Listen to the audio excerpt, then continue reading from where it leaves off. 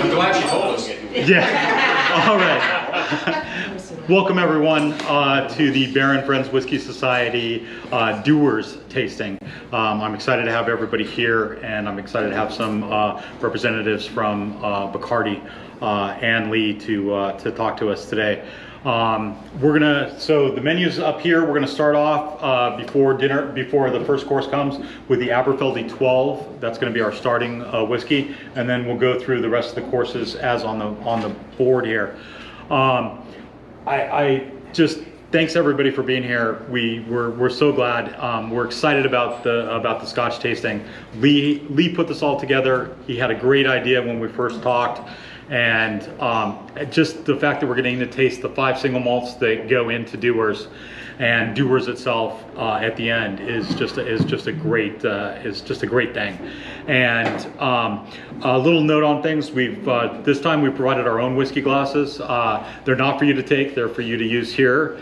If you want to take one, you'll notice they're different than the whiskey glasses that you have. Yeah. They actually have Bear's picture on them now. But if you want to take one with you because you need an extra glass, they're $25. If you want to pay the $25, that's awesome. Otherwise, we're going to be using them for the in-person tastings and that type of thing. Just let me know if you're buying it, buy it here, PayPal, Venmo, cash, whatever. That way I can keep track of how many we're actually taking home, so we have to buy and replenish for the next tasting. Absolutely. And I'd like to introduce Lee over here. Be you want to say something real quick?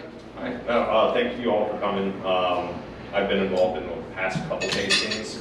It's really been a pleasure to be a part of all this, and I think it's a really great experience to have the opportunity to learn a little bit about not only a blended Scotch, but what goes into a blended Scotch, because a lot of people don't think about all the single malt characteristics that actually led to the blend. So I'm excited about it, and I hope everybody else is too. And Lee's the guy you need to thank for the shirts and that type of thing that we'll be handing out, and the extra tastings that we're going to be giving away today. So Lee's the one you want to thank for that. Thank you, Lee. So I did a little research for this one and put some notes together. Thankfully, we have the representative from Bacardi here. Bacardi owns all of these brands, and he's going to be talking about the whiskeys themselves. But I wanted to mention something because it struck me a couple of weeks ago when I was looking at a bottle. And some of you have read my article on whiskey glasses, and I talk about whiskey and how whiskey is spelled differently. So in Scotland, whiskey is spelled without the E. And we kind of went through, well, in Ireland it's spelled with it, in Japan it's without, and the United States is primarily spelled with the E. And then somebody told me, hey, did you know Maker's Mark spells it without the E? And I'm like, no, you gotta be crazy. I've got Maker's 46 on my bar. I must know that you know, it is spelled with an E. It would have caught my attention. It's not. It's spelled whiskey without the E. Not only that, but another surprise, Old Forester also. Well, I know some Scots I'm going to have here again. Old Forester and Dickel is also spelled without the E. And I found a great article online. There's a great story behind it. It had to do with the difficulties between Scotland and Ireland. Ireland was the biggest whiskey producer in the world at one point in time, and then the Scotch started coming up, and people like Dewar's got to do blended Scotches, and everybody was getting excited about those, and their marketing was going down. Like, no, it's inferior product. You know, we need to name ours differently because we don't. So originally they did spell it without the E. We need to name ours differently so we can brand ourselves slightly differently. And the Americans went, hey, we're with them. We're the little guys right now. Let's do that. This was before the big guys really got into the international market, and so some vendors decided, but people like Makers and Old Forester said, nope, we're sticking with tradition. We're doing it without the E. So just look at a bottle. It'll surprise you. But E with the E or out without the E, whiskey is just a great thing, and has great character, and it's just a wonderful wonderful thing. And today is Scotch whiskey in particular. And I'm going to introduce William, and William's going to talk to us a little bit about Aberfeldy. So if you could pour the first pour, which is Aberfeldy, which I think is the... Stand by to stand by. It is going to be the blue dot. And they're So if laying down everybody the can, order, so yeah, if everybody can hopefully pour the it blue messed dot up. while William comes up here and talks. William, Right, like after reading you. the news. Before I start, I was actually going to ask you, John, if it's possible to get some whiskey before I actually start talking. By all since means. we're at Where it. are you sitting? Where are you sitting? He's You're sitting- sitting here, so I'm gonna be my guest. let the whistle. You might as well start with the Aberfeldy.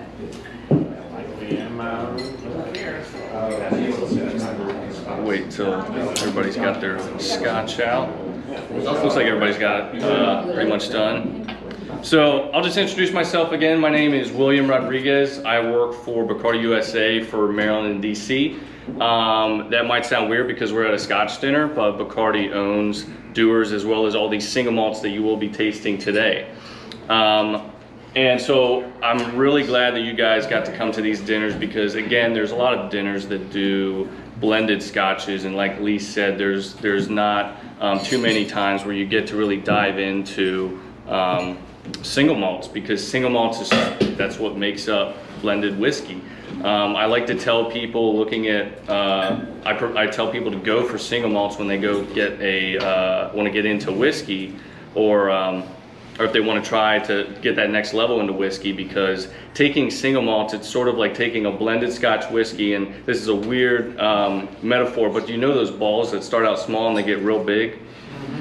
Take those, that's your blended Scotch whiskey. You open it up, you have so many different single malts within that blended Scotch whiskey.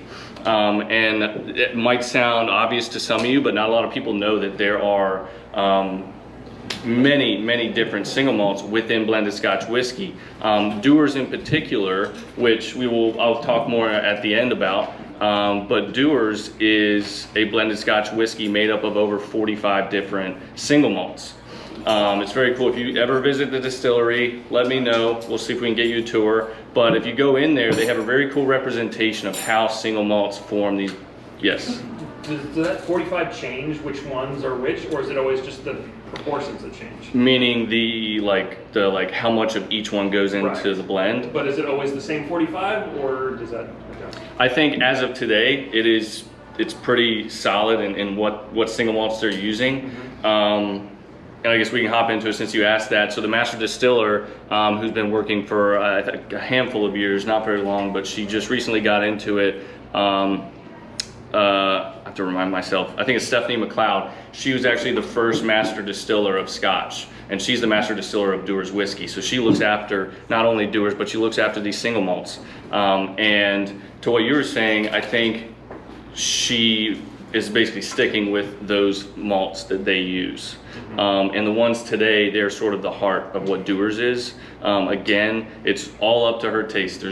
She's discussed, there's really no measurement, there's no tools, there's no scientific experiments you can do to say this tastes the exact same thing as this other batch. It's all up to taste. Yeah, so she's got a great job, and which I'm kind of jealous of, because any master distiller, I'm sure, has a great job, because they get to dive into not only like the things everybody gets to drink, but the things that no one gets to drink. So Aberfeldy is sort of the heart and soul of the Dewar's Scotch. It has, let me pull this up. 1898 is when Aberfeldy was put in the ground. It was sort of the founding Scotch of Dewar's. Don't mind me. Somebody didn't put them in the right order. So They were in the original order until 1898 was when it was established. Around the 1890s, 1880s, early 1900s, you're going to find those numbers come around a lot with a lot of single malts and popular single malts, because that was sort of the boom of single malts in Scotland. So Aberfeldy, if you guys want to take another sip, I'm going to take a sip. Cheers. Cheers. So Aberfeldy is what we call the golden dram of Scotland. One reason, not because of its golden color when you look at it, but because the water in which the Aberfeldy distillery takes its water from to make its whiskey is on the Patilly Burn, which is right next to the distillery. And the reason it's called the Golden Dram is because after taking that filtered water out of the stream, it's actually known for having gold deposits, and people would be panning for gold back in the day. So it would be filtered through gold. Whether it makes it taste better or taste worse, it's still a pretty cool story. Just to say your whiskey is filtered through gold. But right on the burn is not only the Patilly Burn, but also right next door is a railroad track that actually connects to the distillery, because back in the day, cars, trucks, obviously they did not exist. So the easiest way for them to get their whiskey from one place to another was on a train. So luckily they were right next to a water source, right next to a distribution center, if you want to call it. So they were able to get their whiskeys out. Pull something up. And yeah, so again, it's a 12-year Scotch, just like all Scotches. Aberfeldy 12, it's the minimum number that is the youngest Scotch that is in the bottle. And it is great with, I know you can sip it on its own, but you can also have it in old fashions. What we do, sort of like the pen I have right here, is a bee. And we have a program called Barrels and Bees because Aberfeldy has such a light, intriguing, very nice, subtle finish. It's very easy for people to get into it. I know when people say they get into it, they get into the harsher single malts, which burn your throat, and I'll get into that in a second. But with the bees, because it has a nice, light, honey taste, what I suggest you guys do either here or at home, get some local honey, support your local businesses, and make an old fashioned with that. Rather than using sugar or simple syrup, use your local honey. Complement the light notes in Aberfeldy 12 with the honey, and you're helping your community as well. But as again, what I was saying about the harsher Scotches is, again, we can sort of go back into just Scotch general knowledge, where I'm assuming since everyone is here, you're interested in Scotch or you love Scotch. Hopefully no one here hates Scotch. Frank. He loves mussels though. I love mussels. I love mussels. We forced him. And so yeah, Scotch is something that I think a lot of people are scared to get into. The main reason is they probably had a shot of Scotch when they were 12 years old from their dad's liquor cabinet that tasted like cigarette butts, just downing them. That's and why I'm not drinking whiskey or Scotch, because I got. And they puked it up, and they're like, Yeah. that's just what all Scotches taste like. Dad did that to you. No, And that's what- It was not an authorized consumption. It I was. know this. You did that to me. Yeah, I did it to myself, right? And with some Johnny Walker. Yeah, it was wasteful and not Which is great. another blend. That's good. Throw that Another away. thing. For those But- watching virtually online, that was my wife, Tanya. They know. And so yeah, it's something that I'm glad we're able to do this dinner and show you guys different single malts that are not maybe Isla's, because that's where all the smokiness comes from, is those Isla region Scotches. And luckily today, all the single malts that you have are either Speyside or Highland, which I'm sure if you know a little bit about Scotch, those are the areas of Scotland where the Scotch is usually a little bit more lighter, easier to drink, which means it's just a great introduction for you guys if you haven't tried it, and also people who have never tried Scotch before. I think out of all of these, I would say Aberfeldy 12 is at the top of the list on getting someone into Scotch. Does anyone know, we'll do a little quiz, does anyone know the 6 regions of Scotland? Can we name them? It's Highlands, Lowlands, Speyside, Islay, Campbelltown, and the other island. Lowland? Or did you already say Lowland? I already said Lowlands. The other island. I'm trying to think of the other island. Campbellton? No, I said Campbelltown. Scott? Like that? Okay. It's like the dwarves. The island's considered Isla. their own. Yeah. Good job. That is Beer's response to clapping. That's his. Cheers. Take another sip. When bear barks, we drink. Yeah, I do want to mention though, or kind of highlight, there's something unique about Aberfeldy though in terms of Dewar's, right? Meaning, That's What's a the- trick question. You should meet beforehand to make sure this place operates. So if I remember correctly, My research paper. my research paper on things, but wasn't Aberfeldy the only distillery that actually was owned by Dewar's and founded by Dewar's? yes, that is correct. Yes, it was founded by Dewars in 1898. A lot of these single malts, Aultmore, Deveron, Royal Brackla, they were sort of later joined, usually in the mid 1900s, by called the Great Distillers, then bought by Guinness, and then actually then sold to Diageo, and then from Diageo, Bacardi had purchased them. So yes, it was the original. Yeah, all those we have today are owned by Dewar's. Yes. Dewar and Sons Limited, I guess is the full name, Yes, correct? John Dewars and Sons. Yes, but that one was the only one that his sons actually established the distillery because of the water source that you mentioned earlier. And Yes. that is the Dewar's distillery.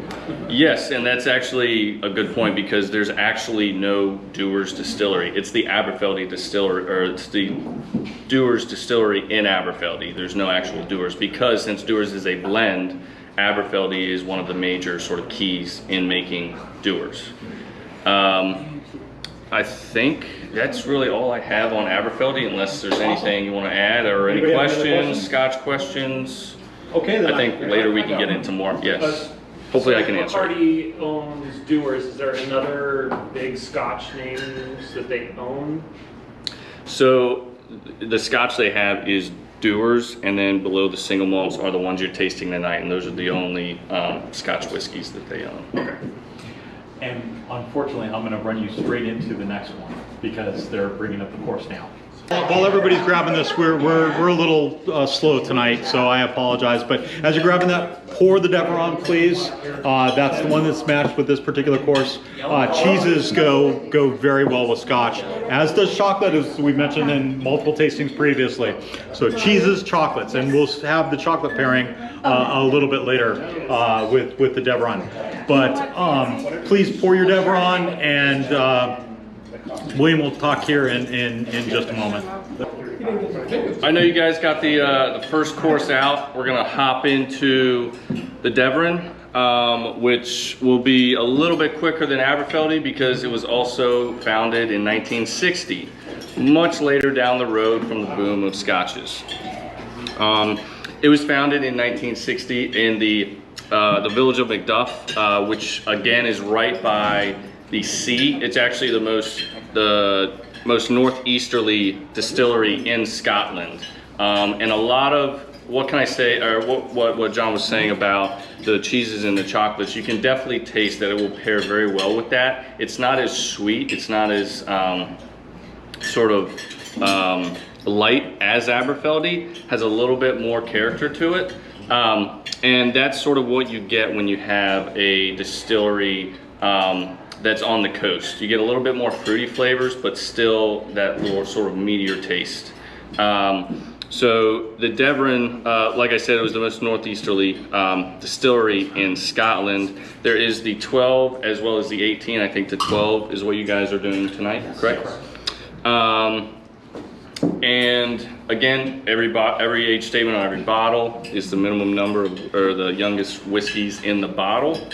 And what is different about the Deveron from a lot of different distilleries and a lot of scotches is that when you see stills from other spirits, you see large copper sort of like tubs or vats that go into a point. The Deveron actually has a horizontal distillation, somewhat similar to like how whiskeys are made in the US. And so that again makes it a little bit lighter and a little bit more fruity because when it condenses up through the what was I just saying? The condenser, the still, thank you. When it's condensing up through the still, it's able to condense a little bit more a lot faster than if it was in a sort of a copper still, which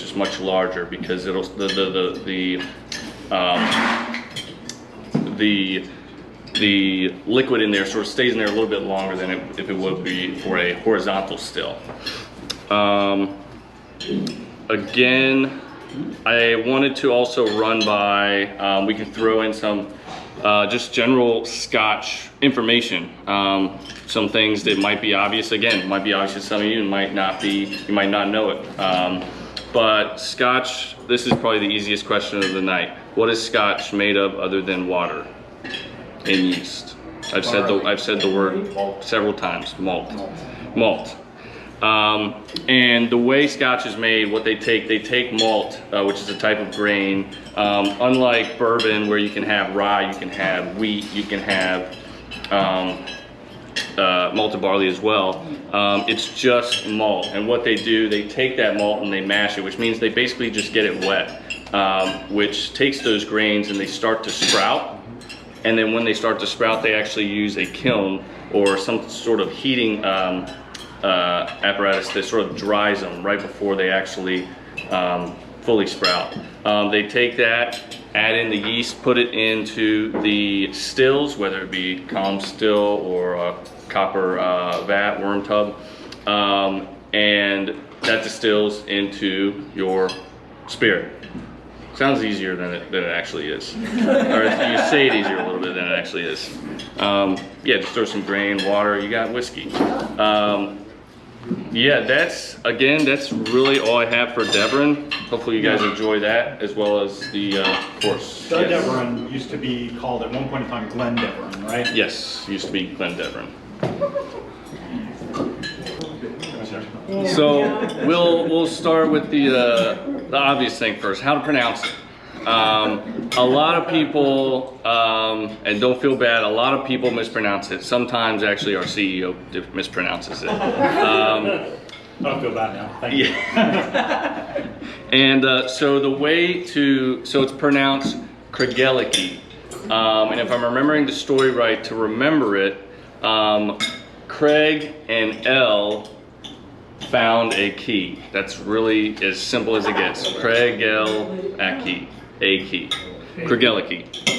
Some people will say Craigellachie, Craigellachie, you know, all over the place.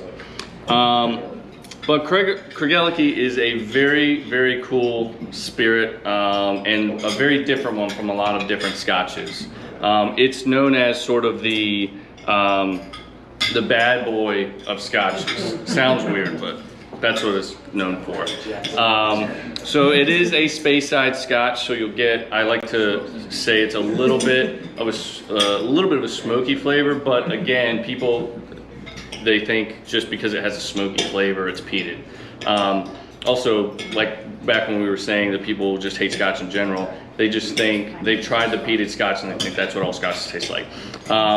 But being a Speyside, it does have the sort of characteristics of a little bit of the Islay, a little bit of the Highlands, the sweetness, and there's a reason for it. The reason that Craigellachie is so sort of well known and also popular is the way it's distilled. And as you can see, it's Craigellachie 13. It's a number you don't usually see. Usually you'll see even numbers like 12, 18, 30, yes. Why do you usually see even numbers? Even numbers are the best, I don't know. Typically like evens and divisions of 5. I feel like 15-year or usually, I mean, I believe there was a time when they were distilling Scotch, and then rather than just giving out the Scotch as their name, they wanted to start doing age statements. And I think at the beginning they started doing like 4-year, 8-year, 10-year, 12-year, and then it just sort of caught on as like your standards of Scotch age statements go from 12, 15, 18, 21. Those are some odd numbers, but again, these are all prime numbers as well. You're ready for the prime numbers. Is there any like sales data about the number 13 not performing as well? Is there like that is a very, very good question. It's the bad boy. From my knowledge, I don't know of any other Scotches that sort of do this similar age statements. with 13, 17 random numbers. And again, And they just spin the wheel and they go, let's just. and that's sort of why, again, the numbers, the age statements, that's why they call it the sort of bad boy of Scotland. And the way it's distilled to get that flavor, what they call is sort of, they describe it as a meaty flavor, is the worm tubs. And a worm tub is basically how it is condensed. It has a large copper vat in the as the still, but then once that liquid goes up and it condenses, rather than going down a condenser and just sort of going down a quick little loop-de-loop, it has a worm tub, which is actually over 100 feet of tub that just goes back and forth inside a sort of a vat of water that's chilled. And from when it starts all the way down to when it ends, the tubing gets smaller and smaller and smaller and smaller. And the reason that it has that meaty flavor is because of the worm tub. And yes, there's a picture of it on the bottle. And again, the bad boy of Scotland. So not anything to do with actual worms. No, there are no worms were harmed in the making of this scotch. So this isn't a tequila thing? No. Also, so yeah, again, it's in the whiskey boom when it was established in 1891. It uses that worm tub. They also oil fire their malted barley, which again is different than a lot of other distilleries because it's just not a usual way that you would dry your malts once you ferment or once you moisten them and they start to sprout. And then back to the worm tub, a cool fact is that it's actually only one of 3 distilleries in the entire country of Scotland that use worm tubs, one of them not even being in use today. So it's, I had to. Everything for your research paper, honey. But yeah, so it's actually very few that have these worm tubs. And again, they're called old-fashioned. This is the old-fashioned way of making scotch. And again, bad boys do the old-fashioned way, you know, if you want to say it that way. Is there a particular reason they do oil over here? The old-fashioned way. And that's, yeah, they're considered old-fashioned. And again, this is, as all of these single malts are, this is a scotch that you're going to get. If you look it up, there are handfuls and handfuls of awards, gold medal awards, yes. What is the typical way of doing the scotch, or the malt, sorry, versus the oil fire? So there are there's a couple ways of doing it, however usually works for that distiller. But one way of doing it is either putting it into a mash, which is just putting it into a tub of water, just getting the grains wet, and then laying them out in basically an enclosed room. It might have some windows, and then just having heating elements above that sort of dry the barley or the malt before it sprouts. And this is just, again, an old-fashioned way of drying those malts. Okay, cool, thank you. Another fun fact is that Craigellachie 31 year, which if you can get it, you might be able to get it online at some third dealer services or markets. But a couple years ago, it got rated #1 whiskey in the world. It is delicious, and if you can try and get it, I know I've seen some websites that you can purchase like 1 ounce of it, but it's roughly $500 to $800 an ounce. And then can you trust it? Like somebody sending you a bottle like this could just be brand new? You don't know. Right, because I mean, at least in a bottle like this, it's completely sealed, you know that should be it anyway. But yeah, so it goes actually all the way up to 33 years, which again, you can purchase that online. Usually, I'm sure some of you tried Whiskey Exchange, masterofmalt.com.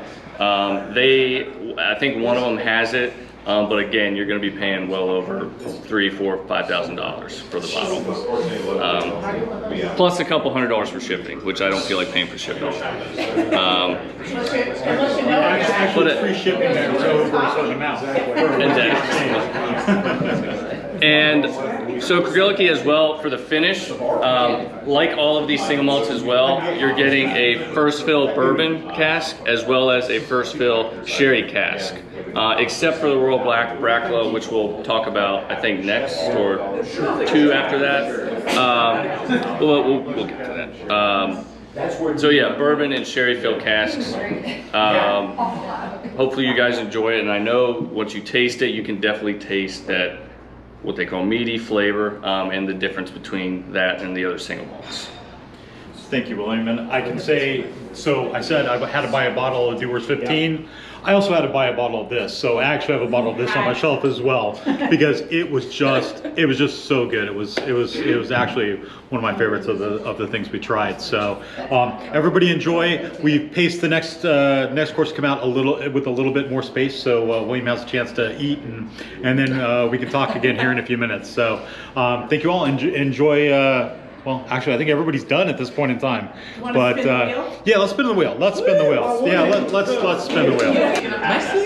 All right, everyone, if I can get your attention, please. We're going to try to let William talk before the food gets here. This time, his food won't get ice cold while he's speaking to everybody. So the next one on the list is Aultmore, and it's going to be the green dot. Now, don't drink it all right now, because the food is going to be coming up here in about 5 minutes. But I want to let William talk about the whiskey first. So please. You drink half now, and then drink half when the food comes out. You gotta savor it. So yeah, Aultmore. I think the first thing I want to say is if you can look at it before you picked it up, or I mean, if you still have a little bit left in your glass, you can notice that it's much lighter than all the other single malts. And so again, the Aultmore, this is a Speyside Scotch. And it's called the Aultmore of the Foggy Moss because it is actually in a foggy moss. It is in a, it was founded in 1897, again, in that sort of whiskey boom time frame, by Alexander Edward, who was, again, another big,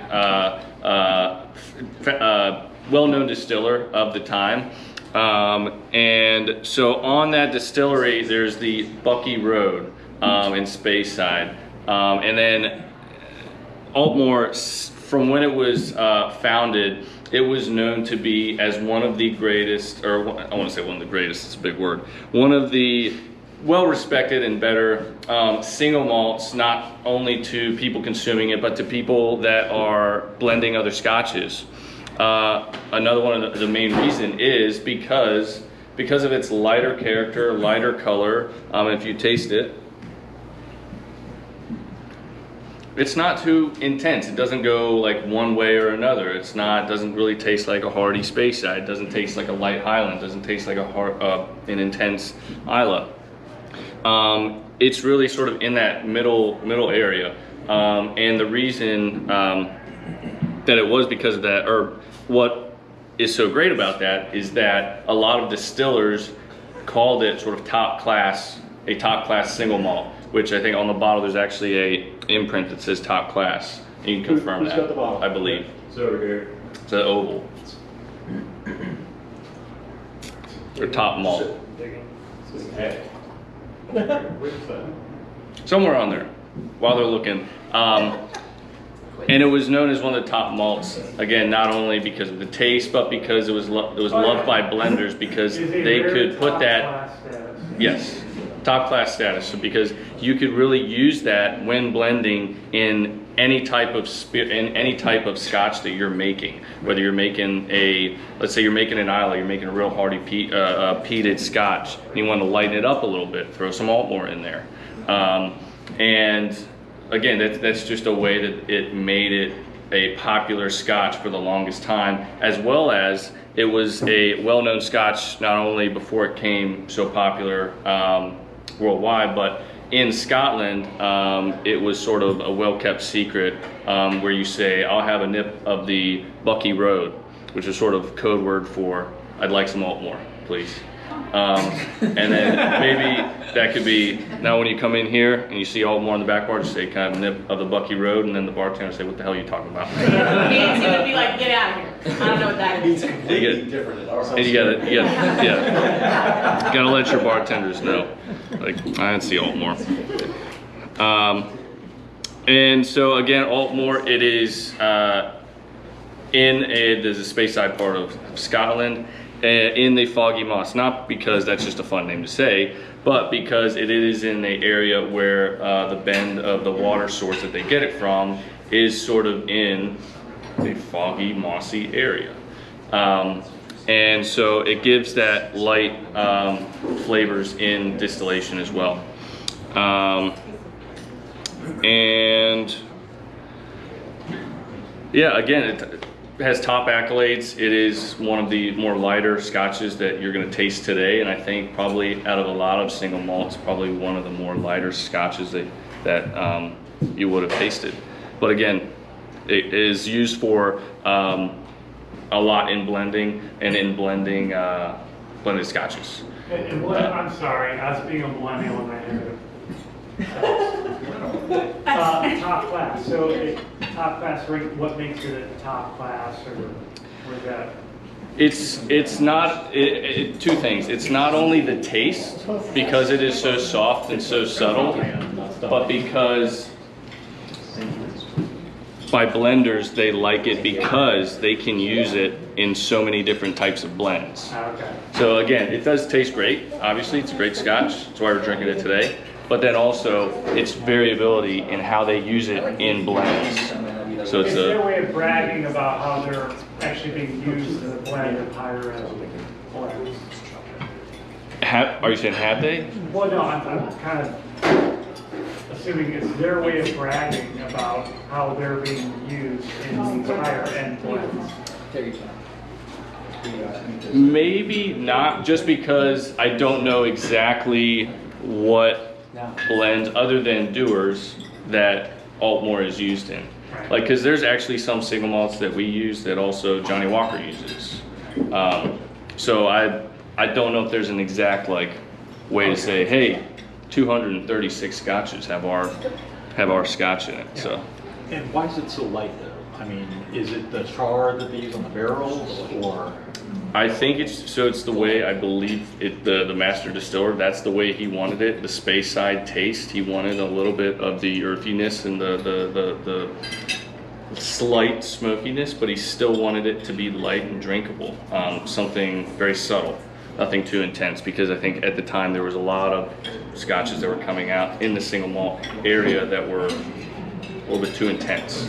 I think if you go back in the day and you try scotches or whiskeys or anything of that time, everything is just going to be Almost intense. Alright, I gotta say, this fake faux haggis. We'll switch to haggis. That's all I got. Delicious. Honey, you gotta try it before Thank you very come much. back. Freaking delicious. Yeah, so for those of you on the virtual, I've got to show a picture of this one because, may I borrow your plate for 1 second? I just want to show them that is our faux haggis. I was pretty and skeptical. It looks This is amazing. incredible. So I'm really excited about this one. So thank you all, and we'll be back with you in a little while. We're gonna miss Rob a lot. We're gonna miss Rob a lot. All right, everybody. So the last food course is going to be coming out here very shortly, and as I mentioned earlier, Scotch and chocolate pair extremely well. So it's a flourless chocolate cake bomb that's coming out next. So it's going to be intense. It's going to be intense. But Royal Brackla is something that I've actually had on my shelf for a long time, even before I met you, Lee. I actually had this one on my shelf because my son and I found it down in Norfolk, Virginia, at the Class 6 store down there. He was and, Class 6 at the time, right? at the Class 6 store down there, and it is just an incredible scotch. It's just so smooth. So the flavor profile is just incredible, and I love it. So I was excited to see this one there. I've actually never tried the 12. So they started selling the 16 down there, so I've never actually had the 12. So this will be a new experience for me as well. But William, you want to say a couple of words and tell us a little bit about it, right? I think, And this is which one? The green and red? It would be, the green and red is the next. Yes, green and red. Green and red. Christmas. Christmas. What are your Christmas pudding? So- John's getting us a bottle for Christmas. Everybody gets a bottle of Royal Brackla 12, paid by John. Thank you so much. How dare you? So John was not wrong when he said this is a flavorful whiskey. From the smell, from the taste, it has so much flavor and so much depth. Try it out with just straight first, and then put a little bit of water in it. Try it again, and see how that changes the flavor profile. This, I think, for me, is my overall favorite out of all of them. I lost my glass. Do it. My wife who doesn't like scotch just took my glass. Exactly, that's how good it is. So this is a Highland Scotch. It is in that Highland realm where it is light in flavor, but it still has a bold flavor. And the reason for that is because after the Scotch is aged, it's aged for 12 years in this one, a minimum of 12.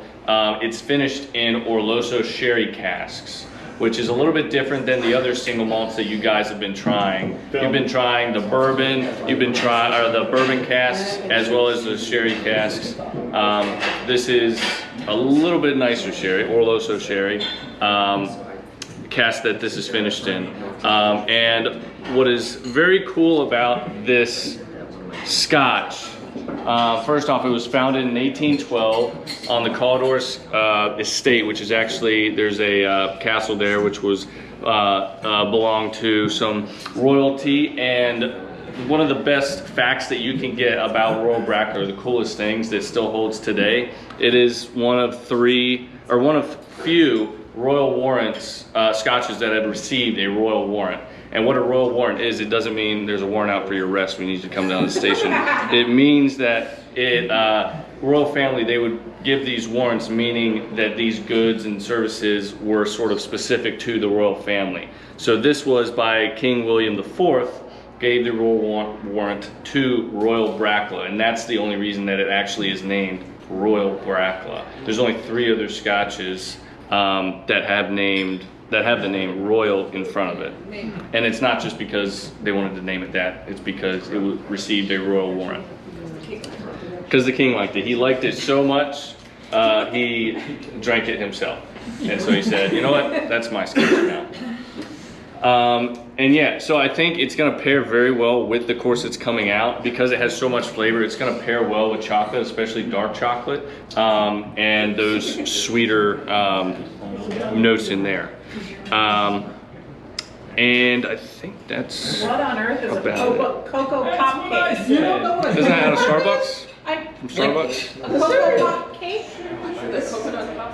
I assumed it was Cocoa Krispies, but you made it into So a there's a cereal called Cocoa Puffs. yeah, Right. And so, like Rice Krispie treats, but with cocoa. Puffs. I got with the Cocoa Puffs. Cocoa Puffs. not Latanya and Puffs. I are on the same page here, So is Chris. and so is Chris. Thank you, Chris. We're all on the same page here. Okay.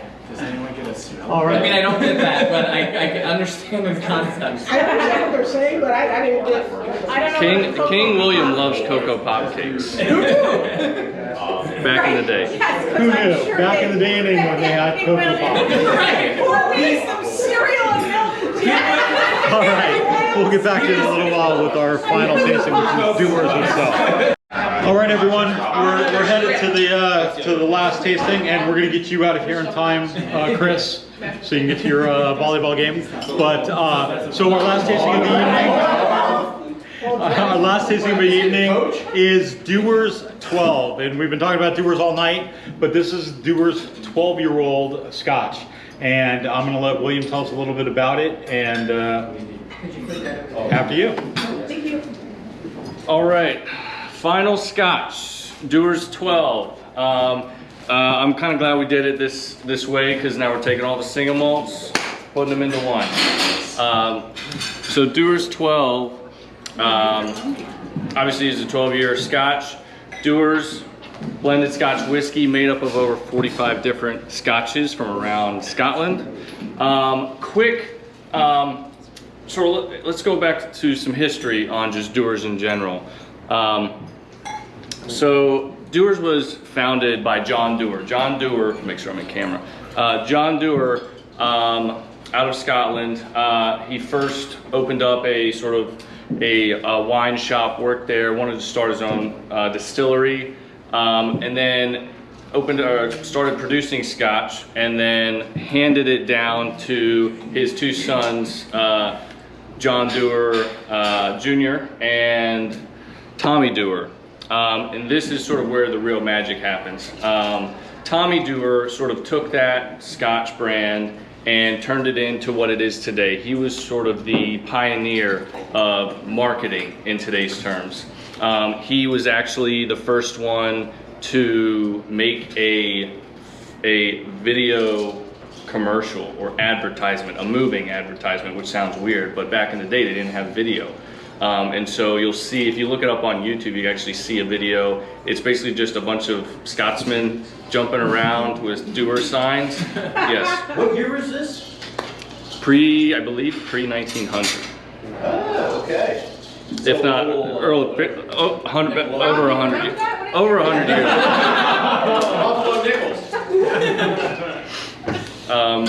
But there was a lot of ways. Tommy Dewar was very crafty with how he advertised. He actually took, he designed this sounds crazy, but he actually designed a tire tread on a bicycle that said John Dewar's and Sons Scotch on the tire. So as he drove through the dirty streets of Scotland, his branding would be all over the streets. Working for that teenage market. But Tommy Dewar is the one who really turned Dewar's into what it is today. No, I really appreciated the story about Carnegie. Are you going to tell that one? You can tell it. Okay. All right. So when I was doing my research on this one for Dewar's, one of the big things that was highlighted on a number of different websites was Tommy was a brilliant marketing genius, and apparently they were friends with the Carnegies, and Carnegie ordered a keg to be shipped to then President Benjamin Harrison at the White House from Dewar. So he sent a Scotch to the President of the United States. Many people were unhappy about that, is my understanding. And then the next year, he did it again with Buchanan. So, but it was a great marketing thought because it created a lot of press. And so everybody saw Dewar's in the press here in the United States as well. You can find, I believe you can find pictures of basically just a barrel of whiskey in the White House, if not maybe the Oval Office. But it was a very interesting thing to see, especially since why would he be gifting something from out of the States? But yeah, Dewar's 12, it's delicious. They call it the ancestor because that's sort of what John Dewar was, and he was. The 12 is sort of the flagship of all the aged scotches of the marks. It's something where you can easily mix it or you can easily sip it. You can really do anything with it. And again, the white label, which some people, that's sort of standard. I think a lot of people have, I know I drank my dad's handle of Dewar's when I was a kid. Definitely puked on that, but I still love Scotch today. But from that's around 4-year aged Scotch, 4 to 6. Then it goes to 12, and then 15, which is delicious. I highly recommend it. All of these great in highballs. And again, Tommy Dewar or John Dewar was also known. It's one of those stories. Bourbon has a lot of stories where they say this guy was the first, this guy was the first on doing something. But John Dewar was also known as sort of starting the Dewar's highball, which is just sort of rum and coke, but it's Dewar's, club soda, and a lemon wedge, which is a very popular drink in the world overall, but then also if you see in Japan, Dewar's 15, actually we sell a large amount of Dewar's 15 in Japan and the Asian countries, because that's sort of their vodka soda over there, is a Scotch highball. Scotch, club soda, and lemon. Yes. So you say this is a blended scotch and it's 12 years old. So it's blended and then we put 12 years on it. Do some of the blends have age on them? Do then restart at the 12-year? So they take the 12-year single malts of all those 40, however many. So they start at 12 years. Yeah. Yes. Wow. Yes, and so pH statement is the minimum age. it's the youngest whiskey in there. So they take that, and what they do, they actually take all those single malts, those 12-year single malts, they blend that to the taste that they want, and then what Dewar's does, which not a lot of people do, is they double age it, which after they blend, because it's already been aging, you have a 12-year scotch, after they blend it, they put it back into the barrel for an additional 6 months, which marries those flavors together, and it sort of makes it a little bit more all together in the barrel. They're not just 12-year single malts. It's right. It could be 13, 14, 15. exactly. Just 12's the youngest. Yeah. 12 happens to just Minimum. yes. Yeah. Yeah. Now, So one thing- 10% of it might be an 18-year. Right. Now, one thing that's not going to be on the list for us to purchase, but something that Dewar's does, which is kind of interesting, is they The have these double-double? Yeah, the double doubles. Can you explain that? Yeah, so Dewar's has a line called Double Double, which they, correct me, I think it's 21, 26, and 31. I think there's a 27 in there also. 27. I think it's 21, 27, and 32. 32, 30, yeah. 32-year-old splendid scotch, finished in sherry casks. And what's so great about it is they put them in 375 milliliter bottles. So whereas when you see like 30-year scotches, 25-year scotches, they're usually in the standard 750 ml, and they're just at ridiculous prices. So now, rather than spending $1,000, $2,000, or even more on a 30-year scotch, you can spend maybe $200 or $300, which sounds like a lot, but to try that, I know never in my life, I don't know if I'm gonna purchase a 30-year fifth of something, pay $2 grand, $3 grand for it. But it is something that I would dive into and check out, because I know Total Wine has it. If you check around the stores, Bigger liquor stores. will have it. Get their hands on it. Yeah. Norfolk. Because we sailors like to have our drink. So what is the second aging, what type of barrels does it go into for Dewar's? Bourbon casks as well. Okay. Yeah. Are- Because they want to take that blend that they did and, I don't know if there's a better word, marry it. They want it to like sort of like mesh together. Exactly. Yeah. Yes. So throughout this, you've been talking a lot about how really old whiskeys of certain types, right, command a pretty high price after 30 years or so much. Mhm. I'm a big Lego guy, you Okay. know, and there are certain Lego sets. Where is this going? that after 20 years or whatever, your TIE fighter, right, is going to be pretty valuable if it's Okay. still like in its box and locked up, right? None of your stuff's in its box, it's all put together. Well, I mean, obviously. Well, of course, it's all displayed in restoration hardware cabinets. So Well, well. everybody knows restoration hardware. Oh, yeah. So my question is can you sort of invest in whiskey in a sense? Be like, well, this Dewar's 10,000%. right. You can just 10,000%. buy like this 20-year-old There's- scotch and then wait 20 more years. You and have you're to good not open it. There is Right, which is hard. There is an enormous secondary market on not only scotches, but just rare collectible spirits in general. Interesting. Like you'll see, wine as well. There's like a lot of people that like, I'm sure you guys have discussed like some of those hard to find unicorn bourbons with like the Pappies, All of the them are in Wellers. John's house. Including a unicorn, an actual unicorn. or any of those things where people will buy them Right. and hold on to them, and it's just like the stock market. Some days it'll go up, some days it'll go down. It's Sure. whatever someone's willing to pay. Interesting. And some distilleries are actually selling barrels. So we actually talked about this in our whiskey group. So these guys know what I'm talking about. But like Holyrood Distillery in Edinburgh, they were actually offering to let you buy a barrel. They would age it on premises. There was the purchase price had insurance built into it. So basically, you buy it for so I think it was like $5,000 or $6,000, and they age it for 10 years. So you're basically making an investment for 10 years in that barrel.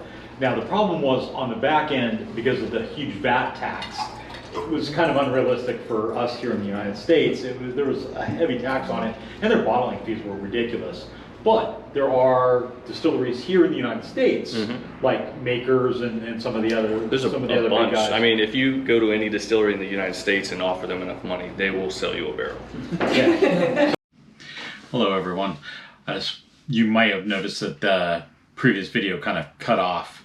It turns out that you can't fit 2 tastings on a single memory card. It ran out of space in the middle of William's speech and the question and answer session afterwards. So I apologize for that. It went on for a little bit longer, but I wanted to wrap this video up and say thank you to everybody, whether you attended the virtual tasting or whether you tasted the in-person. I want to thank you for your support. I want to thank William and Lee for everything that they've done, especially Lee for the last several tastings, and all the great swag he's provided, and all the beautiful information we've gotten out of the folks he's brought to the tastings. So thank you to everybody for all of that, and I want to just wrap up this Dewar's tasting. I think he talked pretty much everything about Dewar's. Again, founded in 1860 by John Dewar, and then followed on by his sons, It's a long history and heavily involved in the whiskey spelling, as I kind of mentioned at the start of this presentation. If you want to read more about that, there's some great articles online that talk about the Irish versus Scottish and what happened, and Jameson and Powers. They actually wrote a book and I'm gonna have to look this up, in 1879, denouncing the use of grain whiskey in blends, arguing that such blends cannot be a whiskey and ought not to be sold under that name. The book was titled The Truth About Whiskey. It's available for free online through Amazon, and it's interesting reading to see what people's thoughts were back in the 1800s. But I really appreciate everyone attending these virtual and or in-person sessions. If you're only attending the virtual, please give an in-person session a chance if you can. It's been a lot of fun. But I want to thank everybody again, and hopefully everybody enjoys the tastings that they had, and we'll talk to you on the next tasting. So from Bear, Tanya, and myself, I'd like to say have a great night.